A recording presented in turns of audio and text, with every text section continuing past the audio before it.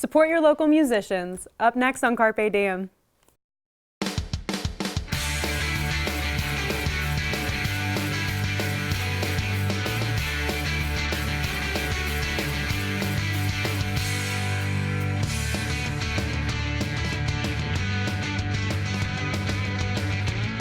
The local independent music scene is and always will be the hidden gem of music culture, especially here in North Jersey, where the diversity of our music genres reflects the diversity of our culture as a whole.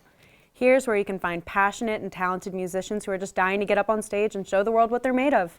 Today we'll be talking about the paths these artists are willing to take and the methods that they use in order to get to that opportunity. And to tackle that topic, I have Shane Furst from local band Primitive Lips here in the studio with me. Hello Shane, how are you doing today? I'm doing good, It's good to hear.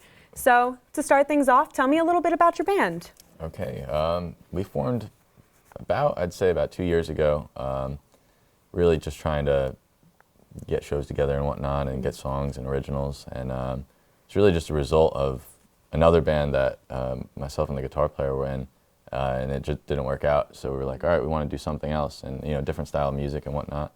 And so the guitar player Matt and I started just writing songs and trying to work with stuff. And then we were like, all right, maybe we should try to find a singer. Mm-hmm. And at the time we were like thinking of like who we get to sing, and we were like, all right, maybe we'll try our friend Andrew, who's in another band, and we started with that, and then we combined like his band, Puddle Splasher, and then like our band together, and we were kind of doing some cool stuff. And then they got busy, and we were like, all right, we need to find other people that aren't that busy, and so ended up getting another friend on drums, and then we were still kind of like singerless. So I was like, all right, I guess I'm just gonna have to sing then, because no one else wants to do it. We can't find anybody else to do it, and so that's kind of like how I just ended up singing, because taking one for the team. Yeah, literally. And I was like, well, Matt would always joke that like his voice would crack, mm-hmm. and like it would always just they're like, all right, well, you got the deepest voice, like music we're going for, it's like a normal thing. So it's like,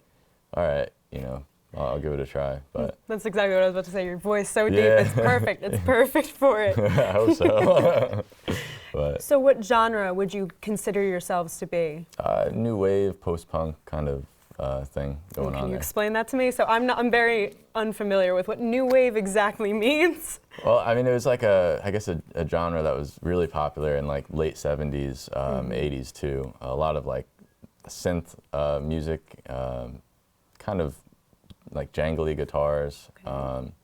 And then usually the deeper vocals, but it influences from like The Cure to U2 to Psychedelic Furs to the Chameleons, and that's kind of that world, I guess. That's really interesting. Yeah, no. Are there any other specific artists, like maybe from this decade, that you pull in for inspiration from? Drab Majesty is a cool band. They're pretty fresh.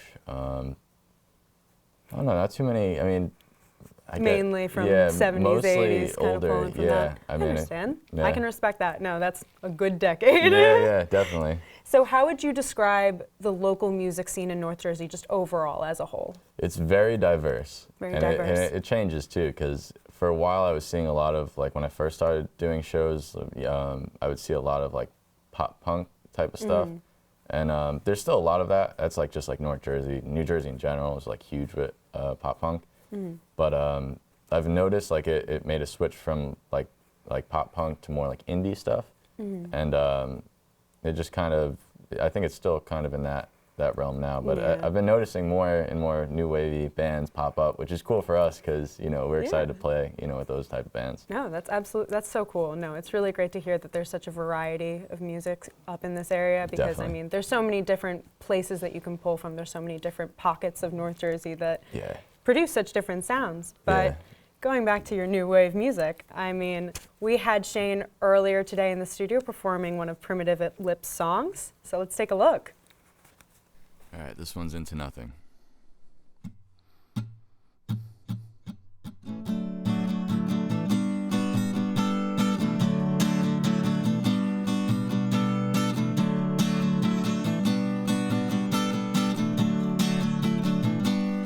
She said, wait here with me, Heaven's prices and vices, every stop here we can be. Fleeting your dreams and your memories.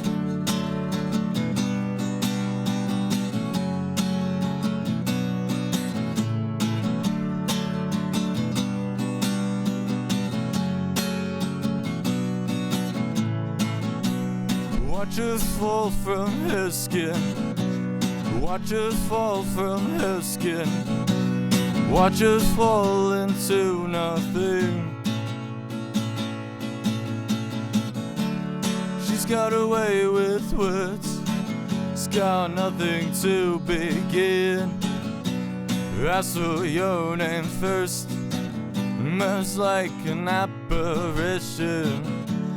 She's got away with words. She's got nothing to begin. Ask for your name first. Moves like an apparition.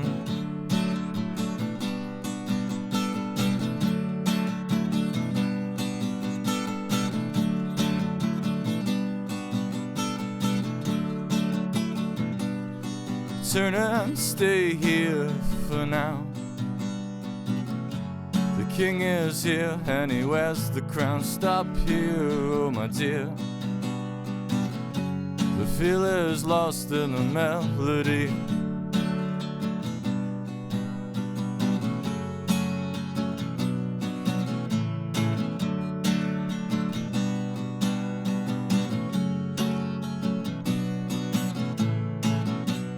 Watch us fall from her skin. Watch us fall from her skin. Watch us fall into nothing. She's got away with words. She's got nothing to begin. Ask for your name first. Moves like an apparition. She's got away with words. She's got nothing to begin. Ask for your name first. Moves like an apparition.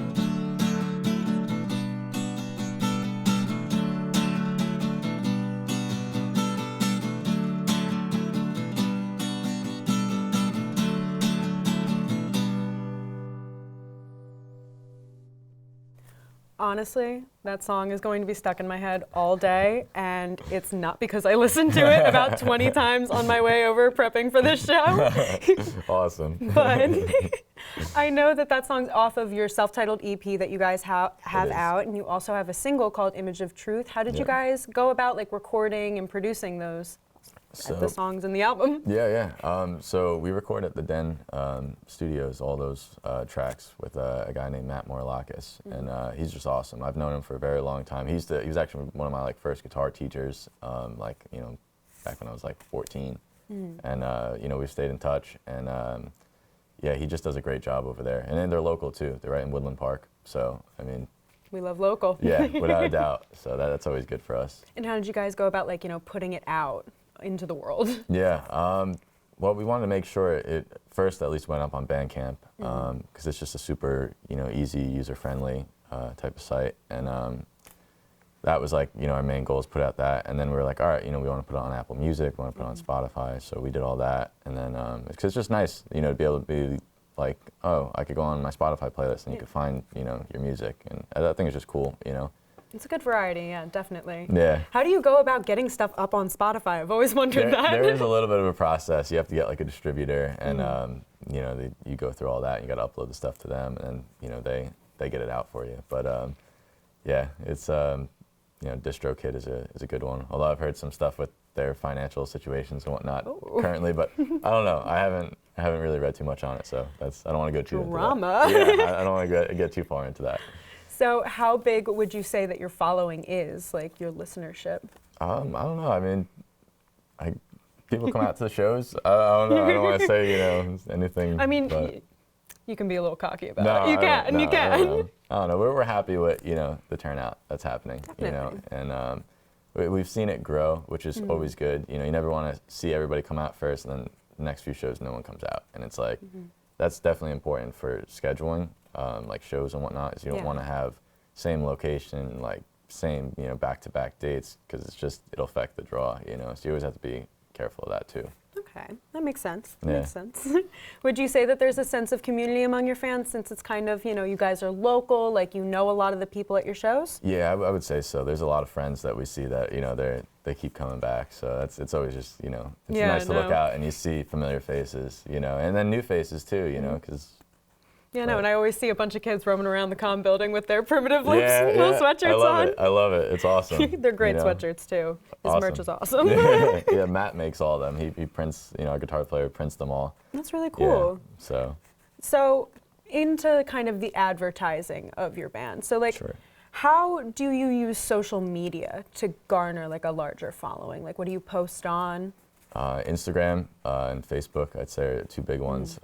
We never really got into Twitter. I never really liked, you know, just making tweets and stuff. So I don't know, but yeah, Instagram's a good one. It's always just nice to put new content up, and you know, just hashtags and make sure you follow the right people, and then other people just sharing your stuff is like really the best thing. Is, you know, getting tagged in that, and then just from that you get people who write an article about you, and then you share that, and more people see it. It's like a tree, you know, it just spreads grows like wildfire. Exactly, exactly. So would you say social media has helped to increase your popularity among people, like especially younger generations? I think it definitely helps, you know, and having music up online, you know, on, like I said, Apple Music, Spotify, that kind of stuff, that's really helpful, you know. I feel like it gives like people a reason to really want to listen, because they're like, oh, it's not just some, you know, random band that doesn't have anything online other than just like a website link. They have like, okay, they're on Spotify. Like, it's reputable enough that they're like, okay, you know, I'll check them out. Definitely. So would you say that social media as a whole like has impacted the music scene, specifically the local music scene? Would you say it's made a big impact on it? Yeah, I think so.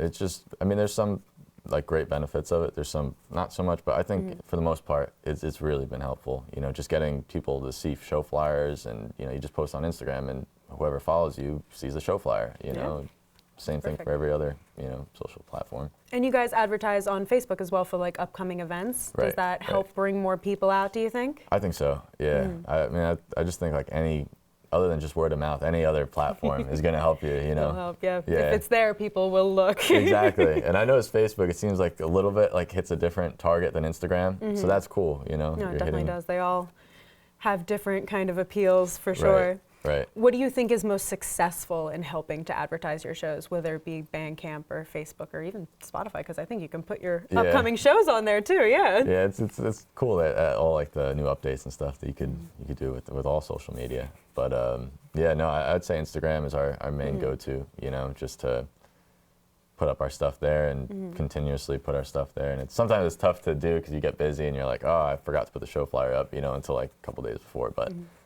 you know, you try not to. True. And speaking of local platforms, I know that you guys have, the band Primitive Lips has participated in College Radio Day at our own 90.3 WMSC. Yes.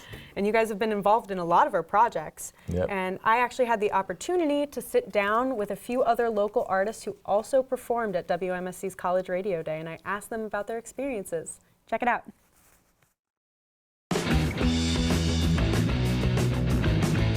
The purpose of College Radio Day at WMSC was for us to bring in local bands and have them play live sets on radio to get exposure for them and for the community, because that's what I felt college radio should encompass, is local music, local talent on local college radio. We booked a lot of rock-oriented bands, indie, alternative rock, emo. Use Big Words is a glorified garage band out of Newark, New Jersey, playing select tastes of math rock mixed with indie rock, a little bit of pop punk in there. It's hard to put a label on something so divine. It involves a lot of tapping, time signature changes, and like sudden stops, full band stops. The thing about our following is it's sort of like a silent majority, you know? They don't interact, but we know they're there. Planet U is a math rock band based in Montclair, New Jersey. There are 3 members, including myself. I play guitar, Pete plays the bass 6, and Robbie plays the drums. We have a semi-large following, I would say. A little over 1,000 people like us on Facebook. We get a good number of people at shows.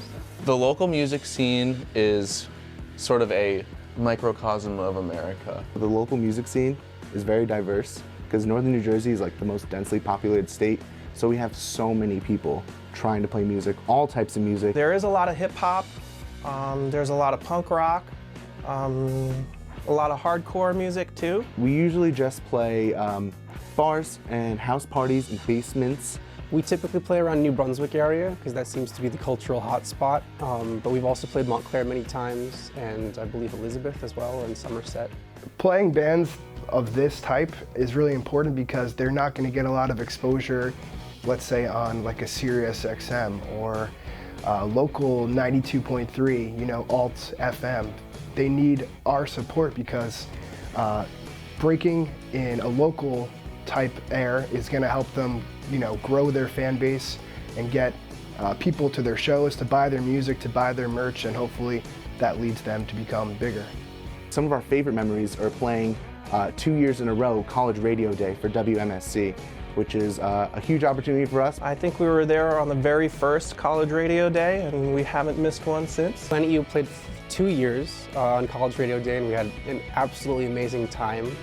We were contacted by Mike Stringham, and the first time that we played, actually, it was recorded as a live feed to Facebook, and you can see Mike like narrating the whole thing. It was really a great time, and we were astounded by the positive feedback. Before we started doing college radio, I didn't think about that avenue of like going to like different colleges, doing like radio stuff. It just always seemed like too big. College radio has lent us a platform to reach other people that are kind of like-minded like us, other folks who enjoy kind of sub-genres of rock and indie. It's kind of hard to convince older folks to listen to math rock. It's not exactly their bread and butter, but it's our jam, baby. I have family, you know, from the north and the south end of the country, so I have 55 plus people in Boca Raton, you know, listening to math rock. So that's pretty interesting. I think it's fun when you can just play in front of a community that's welcoming, that they're not going to judge you for who you are or what your music sounds like. It's nice when people are just there to support local talent.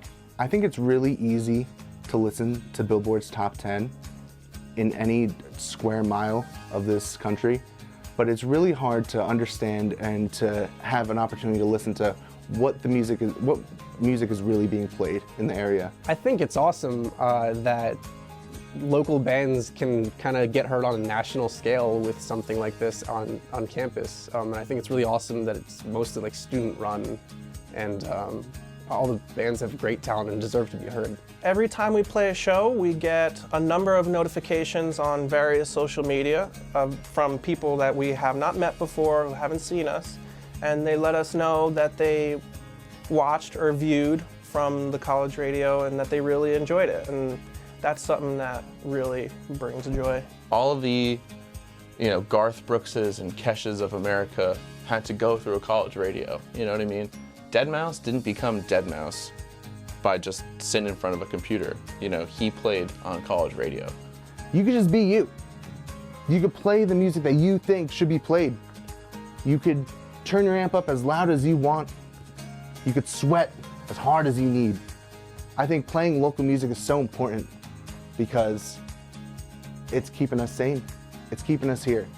I think what local music brings to us, to me, to you, maybe someone on the other side of the screen, is an opportunity for something new and maybe something great. They were a really great group of guys. I had a lot of fun talking to them. And honestly, college radio is such an important platform for local artists to be able to showcase their stuff. Definitely. And I know you guys played for us. We did. So yeah. Tell me a little bit about it. How many years have you guys been participating in it? We've actually had 2 sessions. So it dates back probably, I think the first one was like 3 years ago. But yeah, it was definitely, it was a fun time. It was a good experience. Like, It what was. did you guys have to do? Give the audience a feel of what college radio is. So you bring all your stuff in, you come in, you set up, and you have to do all your songs live on, knowing that they're going on air. And I think it's cool because there's not a lot of going back and, oh, I screwed this up, let me go fix this. Gotta Now, just move forward. yeah, so it's like, it's good. You practice a little bit beforehand, and then you come in and, you know, you do it, and then you get to hear it afterwards, which is Yeah, cool. You know? no, it's awesome. And so what kind of impact would you say that College Radio Day had on your band? Did it like increase your listenership? Did it get you guys out there more? Yeah, I mean, I definitely think it expanded, you know, to just have new people listening, and yeah, that's always a good thing, you know? No, always a good thing. The more, the merrier. Exactly, exactly. But how did you guys go, like, begin with booking your show? So how did you kind of get that following and get into the like venues to start Right. playing shows? Because I know you guys tour in a lot of places. Yeah, a lot of it was just friends, you know, friends helping you out and being like, oh, okay, like I like what you're doing, you know, and you'll just send them like a quick recording. It was, you know, before you even have anything tracked, and, you know, they're like, all right, I like where this is going. And like, I have another band that I think would fit you guys well. And then, you know, you meet that band and they're like, oh, like that was cool. Like you guys should play with this band. So then you hit them up and say, all right, this other band told us, you know, to message you, and then it grows from there, you know. It's all who you know. Yeah, oh, 100%. In you know, everywhere, apparently. 100%. All definitely. who you know. So I know a big trend among like local musicians is performing DIY shows. And Right. so for anyone out there who doesn't know, how would you define that? I would say definitely a lot of the DIY shows were happening in New Brunswick, and they still are. But it was a lot of like basement shows, and, you know, just people just opening their house and inviting, you know, all their friends and whatnot to come and play. And then it kind of like branched out into like pop-up venues. So like, you know, like the Meat Locker in Montclair is a like a big local one. There's a couple other ones around here, but they're like just the known spot that, like, if you're rolling through here, it's probably the one spot you're gonna play, you know. So Yeah, no, it's such a cool thing because it definitely, like, I feel like garners such a sense of community among like the Definitely. band and their listeners. definitely. And I know you guys play at Asbury Brewery, you play at places like Meat Locker, Boone Tunes, which I've been to. Yep, It's yep. interesting. Yep. But tell me about the experience of performing these DIY shows. Like, what's it like? It's great because it's not like you're dealing with like a big kind of corporate, you know, show, and not to sound like Yeah, because whatever, it's but- without a label. Right. It's just like, you know, set up by people that are like you and, you know, just want to do it for fun and to share music. So I think that's really great, you know. This is almost like our own DIY show. Right. But you've also played bigger venues. So you've been to Bowery Electric and like Sunnyvale, which are venues I've been to see Yeah. bands. Like, what's Yeah. the difference between like a local kind of venue versus these like New York, Brooklyn venues? I'd say like the biggest like thing would be the PA system, you know, as being like able to hear your vocals on stage, which is like, you know, you don't really get that at the DIY shows. Mess you up? Yeah, well, I like it, honestly, you know, it's better, but it's good to like, you know, learn without really like dealing with that, and you're like, then when you have it, it's really like nice, you know. How would you say the audiences differ in these places? Like, since one's so small and then the other kind of gets bigger, like you've got more people, does it lose that sense of community? I don't know. I mean, I would definitely get a little hotter in the basement shows, you know, and you always have to watch your head for, you know, like beam. wood beams. Yeah, exactly. There's like the first show we played, like I was singing and like my head was like it was like right there, and I was thinking, I'm like, man, if I move the wrong way, I'm gonna hit my head on this. But, you know, it was fun. It was great, you know. All worth it. Yeah, without a doubt. What's your favorite venue out of all of them to play? Ooh, that's a tough one. That's a really tough one. I don't know. None of them? No. I mean, Sunnyvale is awesome. I really like playing there. Barry Electric's cool. I don't know. I don't have like a specific Don't have a one. preference? Okay. Yeah. Okay. But what's the dream venue? Oh, I don't know. Maybe Madison Square Garden. Oh, is that Yeah, everybody's dream, it's the right? go-to. It's That's the everybody's dream to go-to. play the Garden, right? Yeah, no, everybody wants to play the Garden. Yeah. So why would you say these DIY shows are so important to local artists and like their growth? I'd say because it's really hard to get on, you know, big time Yeah. shows, you know, and so I know now you could, for festivals and whatnot, really the way some of these bands get on is they have to pay to get on. It's like you have to pay 10 grand to get on like as a big act, and it's like, who has 10 grand to pay, you know, when it's No like, one. exactly, and it's We're like, all in college. We do not Exactly. have 10 grand. exactly, and it's like, you know what, like it's kind of cool to know you're doing it organically, and you're playing these shows, you're meeting these people, and, you know, I think it develops like a kind of a warmer relationship with your fans. And I know this was a little off topic, but Sure. backstage we were talking about how you work for a finalist from The Voice. Yes, Can you yeah. tell me a little bit about that? Yeah, so my cousin was working with, his name is Stefan Marcellus, and he was playing bass at first, and then he was like, hey, like, 'cause he plays guitar, and I usually play bass, and he was like, why don't I try to play guitar, and then you take over as bass? And I was like, yeah, sure. And I met Stefan, and he's like the sweetest kid I've ever met, and I was just like, I'm doing it, you know. And so I have a show coming up and down in Washington D.C. with him. That's so cool. And yeah, I love it. It's such a nice, like, it's not like you're dealing with someone who's a hassle or anything. It's just he's just such a sweet person, and it's like, that's just great. You know? It can be such a surprise because sometimes you can expect it to go to their head. You never know, you know. Sometimes you deal with these, you know, singer-songwriters, and you're like, oh man, I hate working with you. But you know, it's, you know, that's what you gotta do. But it's completely different. I love it, you know, and I hope it, you know, continues. Yeah. So DC, have you played there before? Are you excited? Are you nervous? How you feeling? Yeah, I mean, I played there a very long time ago, but it a completely different kind of show. So this is going to be really awesome to, you know, have this go down. Yeah, no, it's a really great opportunity, and it's awesome that you get to work with somebody who like was a finalist on The Voice. I know, That's crazy. I know, and it's awesome because we'll warm up together, and like he's taught me so many different things vocally, just how to develop your voice and hold notes longer, and just breathing techniques in general, which is just beyond helpful, because I just started saying I never went for any of that, so it's just. I guess there's a lot of things you don't think go into it, but when you're first starting out, and it's like, there's a lot of details I gotta pay attention to. Yeah, no, without a doubt. Yeah. Yeah. So, last but not least, give us a little shameless plug. Where can we find your music? Where can we find your socials? Okay, you could find us. Do I look at the camera for this? No, you can look at me. I'll look at you for this. Okay. You can find us on bandcamp.com. You can find us at Spotify, Apple Music. I think there's probably some stuff up on YouTube too. But yeah, and then Instagram, Facebook. That's the best way to reach us. All right. So. Well, you know, I'll be checking it out. You'll have 10 million new downloads. They're all from me. Don't worry about it. But thank you so much for coming in and joining me. It's been so great getting to talk to you. Likewise. Yeah. So for more information about this or any other Carpe Diem, you can write to us on the email address on your screen, carpediem@mail.montclair.edu, or call us at 973-655-5158. For Carpe Diem, I'm Melissa Cheeseman. Thanks for watching.